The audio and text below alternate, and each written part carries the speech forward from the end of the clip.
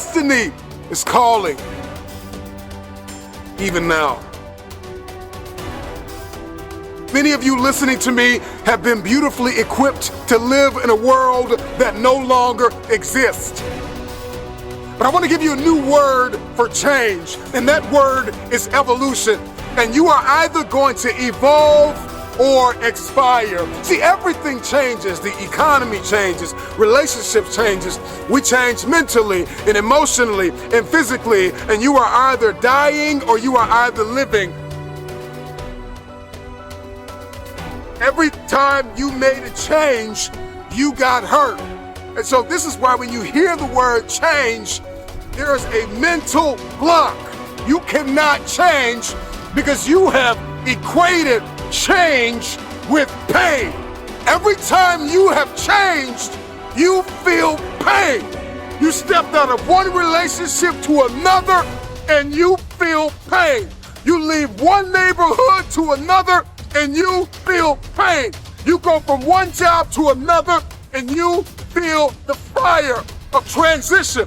So every time you hear the word change, you see pain. Every time they say it's time to make a difference, every time they say you need to go from this place to that place, all you can see is blood in your eyes. All you can feel is the blood and trauma in your mouth, hypnotized by the pain of change. Evolve your belief system. Change is not pain. See change as growth. See change as transformation. See change as evolution. See change as necessary. See change as critical. See change as inevitable. And the more and more you start to see that change is not pain, you're going to see transformation. Your life's going to experience a quantum leap because now, even though in your childhood you were traumatized because of change, your history is not your destiny. See, those of you who will evolve, who are willing to evolve, you will inherit the future.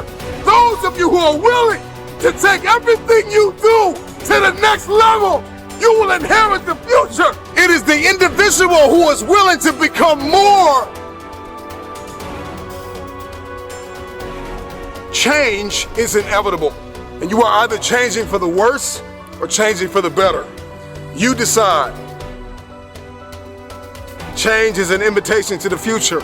If I can change, I can have my future.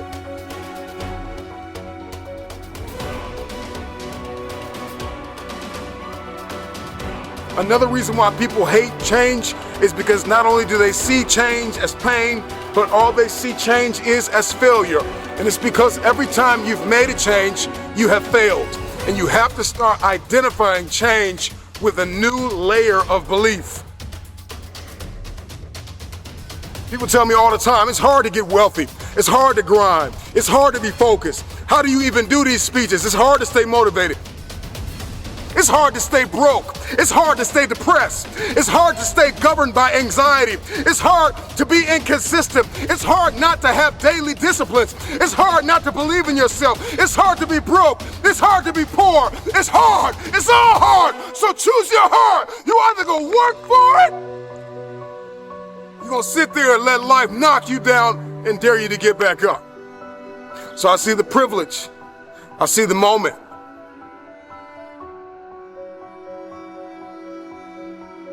I see change as pleasure. I see change as transformation. I see change as evolution. I see change as beauty, brilliance. I see change as the future. I see change as necessary. I see that if I don't change, there is a generation of people who are going to be stuck in the same place. If I don't evolve. See, the marketplace rewards those who have evolved. The marketplace rewards those who have become more valuable. You will be rewarded for the pain. Cry in secret, plead in secret, but in public you'll be rewarded. And if everything you listen to goes over your head, you are going to miss your moment and stay living in the midst of the madness of impossibility, the lie. Somebody lied to you and told you that it was impossible. Every time somebody told me I could not do something, I had a decision that I had to make in order to achieve what they said was impossible. The power is wrapped in the truth and in the power of their perspective. It's wrapped in your capacity, your ability to believe in a dream, even if nobody believes in you.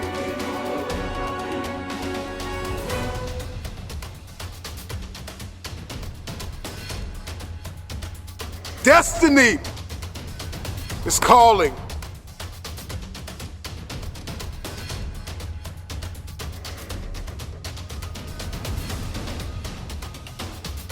Your perspective can either become your prison or your passport. It can either arrest you or release you. In 1903, it was the Wright brothers that defied the laws of gravity. And if you know anything about gravity, gravity will pull you down and keep you down. It will stop you from flight. It will stop you in your tracks. If you believe in something, metaphorically speaking, gravity will hold you down, it will hold you back, and it will dare you to fight. Your perspective can either be your prison or your plane. I don't know about you, but today, I made the decision to defy the laws of gravity. The first successful heavier-than-air powered aircraft was designed and built by the Wright brothers. They flew it 4 times on December 17, 1903, near Kill Devil Hills, about 4 miles. I believe possibility is destiny, and it is fear that keeps us arrested and apprehended by the spirit of impossibility. I'm gonna tell you this right now, and nobody else is gonna tell you this. Impossible is a spirit, and you've got to arrest that spirit or it will arrest you. Impossibility is like a soda fountain, the easy way out, the path of least resistance, because to say something is impossible, to give up, to cop out, to fill your cup of carbonated excuses, it tastes good, but it doesn't sit well as it goes down into your system. To remove the 2 letters is the grit of existence, the binding faith of hope to your chest and letting your heart beat. You gotta rewrite the code, you gotta rewrite the script. Calling all reformers, I'm calling all innovators, I'm calling all game changers, I'm calling all world shakers, I'm calling all city shifters, I'm calling everybody that has an inkling of faith in themselves. I'm calling everybody. You will inherit the future.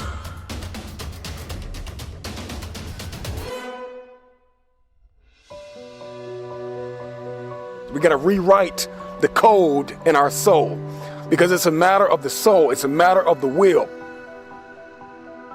People that have a will to win are the ones who win. These are the people that see the future. These are the people that see not where the hockey puck is, but they see where the hockey puck is going. And that's the type of person that we all need to evolve to become. I learned years ago that the difference between people that get things done and people that do not is sheer willpower. Out of all the motivational speeches you have heard, how much of it have you retained and applied to your life? Because understanding the power and the difference between what is impossible and what is possible, it all comes back to your perspective and your capacity. If your why is big enough, then your will be powerful enough to persevere through the how. You're not looking for resources when you have a will. You become resourceful. And that's the difference between people that see this thing as possible and people that do not. It comes down to one thing, and that is your will. So you don't want it bad enough. You don't want it bad enough. That's why you can't get it done. And so the how intimidates you. And the what boxes you in. We're more concerned about collaboration than character. I think we need to come back to a place where we're examining ourselves as an individual before a people. We make the people better when we deal with the person. You got to deal with the person. You got to deal with you. It's always going to be impossible to you if you don't see the power of your will. and the power of your why.